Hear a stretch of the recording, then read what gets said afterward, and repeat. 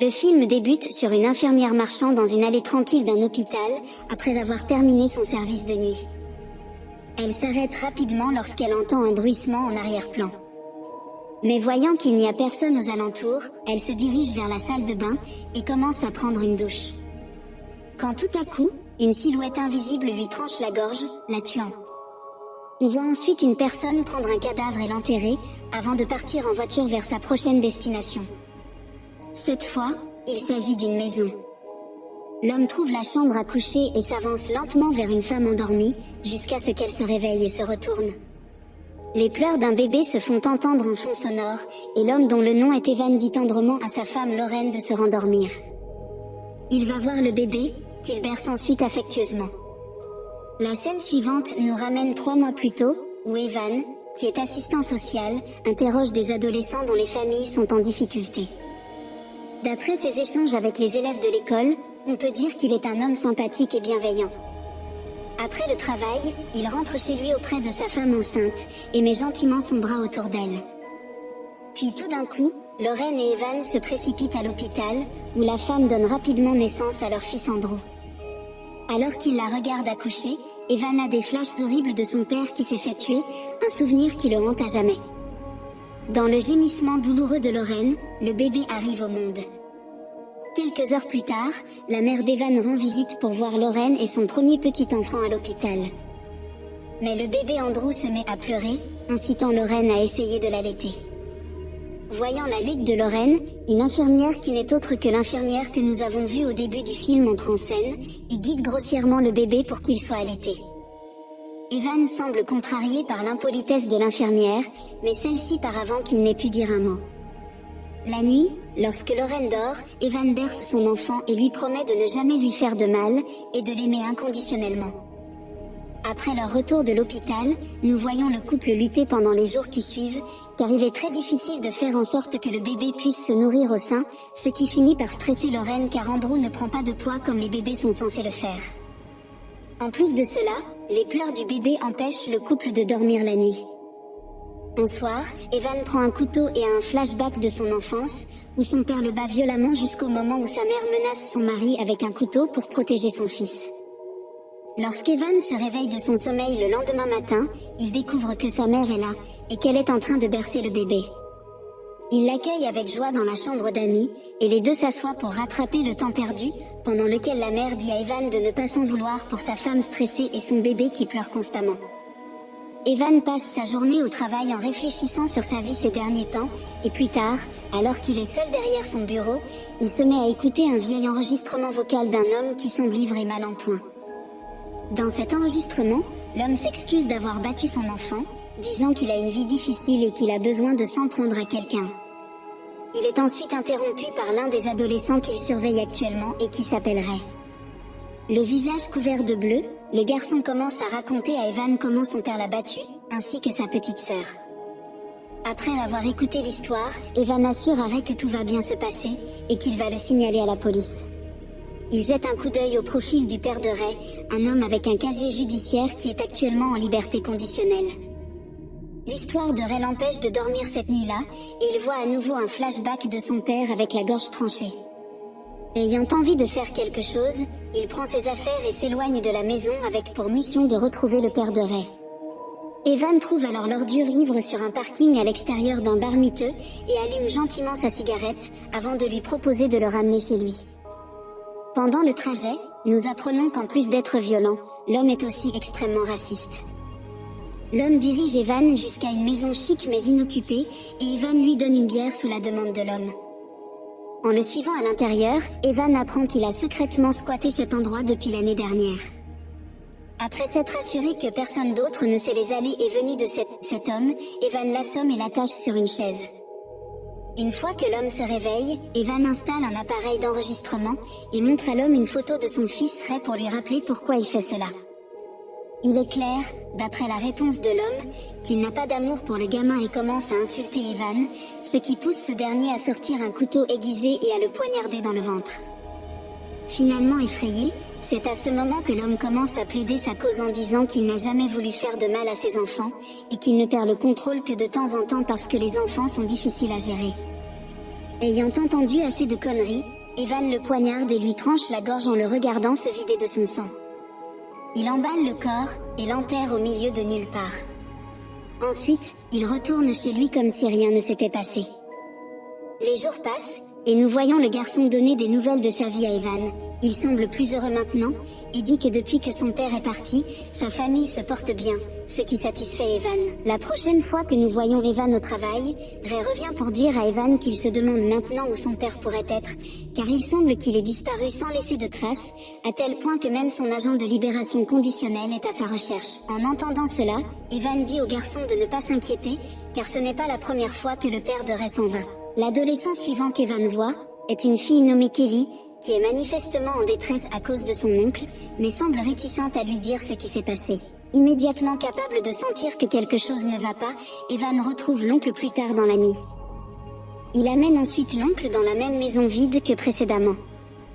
Là, Evan accuse immédiatement l'oncle de violer sa nièce, une allégation qu'il ne nie pas. Furieux, Evan lui donne un coup de poing dans le ventre, mais l'homme continue à dire que c'est normal qu'il soit attiré par sa nièce de 15 ans, ce qui pousse Evan à le frapper dans l'estomac.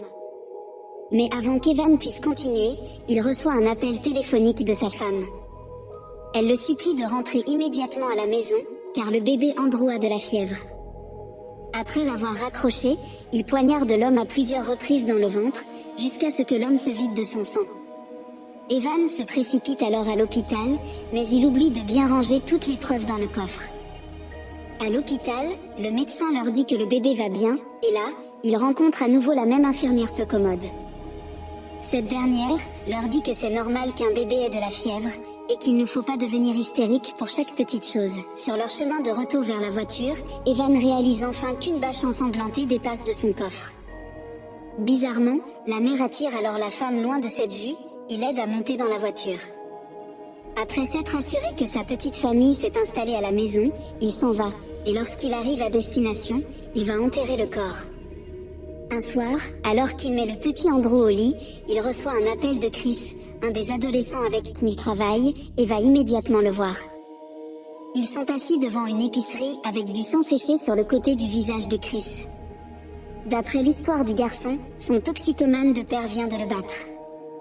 Le lendemain matin, Lorraine demande à Evan où il a passé la nuit ces derniers jours, ce à quoi Evan répond qu'il a simplement pris des cours de nuit ou aidé des enfants. La femme dit qu'il ne devrait pas travailler en dehors des heures de travail, mais Evan se contente de se lever de table et part au travail. Sur place, Evan reçoit un appel de Chris lui annonçant que son père Junkie s'est excusé, qu'il a promis de se désintoxiquer et veut l'emmener au cinéma ce soir. Ce qui laisse Evan perplexe. Ce soir-là, Evan décide de traquer quand même le père de Chris, et nous découvrons que le père est à l'hôpital, voulant voir un médecin pour obtenir des médicaments contre la douleur, mais l'infirmière peu commode dit au junkie de s'en aller. L'infirmière termine alors son service, et marche dans le couloir. Nous voici de retour à la scène du début du film, et Evan commence à arpenter les couloirs lui aussi. L'infirmière se déshabille ensuite, et prend une douche seule. Au même moment, le père de Chris se faufile à l'intérieur de la pharmacie pour voler des médicaments. Mais à notre grande surprise, Evan suit en fait le père de Chris au lieu de l'infirmière, nous révélant que ce n'est pas lui qui a tué l'infirmière peu commode. Dans une tournure choquante des événements, c'est en fait la mère d'Evan qui s'est faufilée à assassiner l'infirmière. Alors que de l'autre côté de l'hôpital, Evan assomme le père de Chris et l'emmène dans la maison vide. Evan commence par dire à l'homme qu'il est un père incompétent qui ne peut pas aimer Chris en étant violent envers lui. Le père exprime qu'il n'a jamais voulu frapper Chris, mais plutôt que Chris s'est mis en travers de son chemin lorsque sa femme et lui se sont disputés, et que le drogué qu'il est, devient violent lorsqu'il est sous l'emprise de la drogue. Il souhaite vraiment se soigner mais a simplement fait une rechute. Il raconte ensuite que Chris a reçu l'argent de l'héritage, mais il jure qu'il n'en a pas après ça. Le père de Chris dit finalement à Evan qu'il est vraiment un père incompétent, car il est impossible que quelqu'un qui aime autant la violence puisse être un bon père pour ses enfants. En colère, Evan décide de ne pas avoir de pitié, et commence à poignarder le pauvre homme de sang-froid et lui tranche la gorge. Après qu'Evan ait enterré son cadavre cette nuit-là, il allume un feu de camp et il se remémore des souvenirs de son passé, où il découvre que sa mère est une tueuse en série. Et il est également révélé peu après que Evan tue son père en lui tranchant la gorge, parce qu'il abusait physiquement de sa mère. En fait, il fait la même chose à toutes ses victimes. La mère et le petit Evan se prennent dans les bras après avoir enterré le père, et c'est à partir de ce moment-là qu'ils n'ont cessé de tuer des gens pour se protéger ou pour protéger ceux qu'ils aiment. Une fois qu'Evan est rentré chez lui ce soir-là, sa mère essuie négligemment les éclaboussures de sang sur son cou, signifiant qu'elle sait ce qu'Evan a fait. Au matin, Evan trouve sa mère en train de regarder la télévision, quand il remarque qu'il y a un flash info sur la découverte de 3 cadavres dans un champ, qui n'est autre que le lieu habituel de dépôt de corps d'Evan. Au travail, Ray vient le voir, pleurant la nouvelle du meurtre de son père alcoolique, mais à l'inverse, Kelly semble satisfaite d'apprendre que son violeur est mort, tandis que Chris est en deuil parce qu'il est convaincu que même si son père avait un problème, il était vraiment en train de changer. Mais au lieu de ressentir un quelconque remords, Evan convainc simplement Chris qu'il est impossible que quelqu'un comme son père puisse changer, et que le père voulait simplement toucher l'argent de l'héritage de Chris. Le garçon se crispe alors, car il n'a jamais parlé de l'héritage à Evan. Evan le manipule immédiatement, en disant qu'il le lui a dit mais qu'il a dû oublier. Plus tard dans la journée, un détective nommé Overstreet se présente à la maison pour voir Evan, et fait remarquer que toutes les victimes de meurtre sont des parents des clients d'Evan. N'ayant pas encore rendu son verdict pour le moment, il lui dit qu'il est un suspect. Ensuite, le détective interroge la femme d'Evan, et lui demande si Evan a été absent la nuit ces derniers temps, ce que la mère d'Evan nie fermement. Lorraine semble confuse et nerveuse, mais continue de le couvrir. Plus tard dans la nuit, Lorraine refuse d'embrasser Evan, semblant se méfier de son mari et de la mère d'Evan. Le jour suivant, le détective Overstreet se présente à nouveau pour l'interroger en privé, puisque ni Evan ni sa mère ne sont à la maison. Là, le détective demande si Evan a déjà vu Chris en dehors des heures de travail, ce que Lorraine nie nerveusement. Le détective lui demande ensuite si elle sait où se trouvait son mari le jeudi 26 mars, ce à quoi elle répond en disant qu'il était à l'hôpital avec elle, parce que leur bébé avait de la fièvre. Pensant qu'elle ment, le détective sort une photo de la caméra de sécurité de la voiture d'Evan, prise en train d'être à un autre endroit cette nuit-là. Irritée, elle s'en prend à la façon dont leur vie de couple est stressante depuis qu'ils ont eu le bébé, et que pour cela, Evan fait des tours en voiture la nuit, mais finit toujours par rentrer à la maison et elle a confiance sur le fait qu'il soit un homme bien. Puisque le détective n'a aucune preuve, il lui laisse sa carte de visite, afin qu'elle puisse le contacter à tout moment si elle a quelque chose à dire. Plus tard dans la journée, Lorraine dit à Evan que le détective s'est de nouveau présenté aujourd'hui, demandant où était Evan jeudi dernier. Le mari balaie simplement la question et lui dit qu'il espère que le détective ne viendra plus fouiner dans le coin. Cette nuit-là, Evan est réveillé de son sommeil par un Chris furieux qui frappe à sa porte. Après avoir accueilli le jeune, Chris sort une arme, croyant qu'Evan a tué son père, puisque Chris n'a jamais parlé à Evan de l'héritage. Alors que Lorraine assiste impuissante à la scène, Evan lui dit de rentrer. Réfléchissant rapidement, Evan maîtrise Chris, et le convainc qu'il a été très stressé. Evan met ensuite le pistolet sur la tête de Chris, mais change d'avis sur le fait de tuer Chris. Il le laisse partir mais garde l'arme de Chris en sa possession. Après que le mari se soit endormi, la curieuse Lorraine se rend dans son bureau, et met en marche l'enregistreur qu'Evan utilise toujours pour enregistrer à la fois ses sessions d'interview avec ses clients, ainsi que les victimes qu'il a tuées. À son grand désarroi, elle découvre les enregistrements de meurtre, et décide de retrouver un article de journal présentant les victimes, pour vérifier s'il s'agit des mêmes personnes qu'elle a écoutées sur l'enregistreur. Mais elle est interrompue par la mère d'Evan, qui semble avoir découvert que Lorraine a découvert tout cela. La mère lui dit alors de manière passive-agressive qu'Evan est un homme bien. Plus tard dans la journée, Lorraine appelle Evan pour lui faire savoir qu'elle veut passer un peu de temps seule et aller faire du shopping, ce à quoi Evan consent.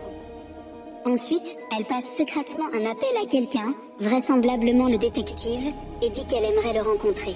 Lorsqu'Evan rencontre sa mère plus tard dans la journée, celle-ci lui dit soudainement de ne pas faire confiance à sa femme et de ne pas laisser Chris partir si facilement. Evan part alors et suit l'adolescent alors qu'il sort de chez lui en voiture. Lorraine est arrivée dans un endroit isolé, mais à notre grand étonnement, elle y rencontre Chris. Evan observe leur interaction pour vérifier les choses, tandis que Lorraine admet qu'Evan a vraiment tué son père.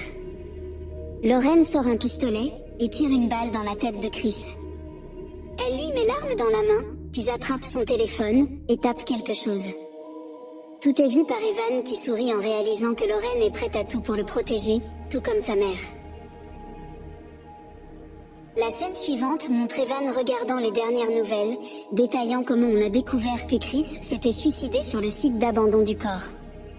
Chris a posté une note de suicide en ligne dans laquelle il admet avoir commis les 3 meurtres.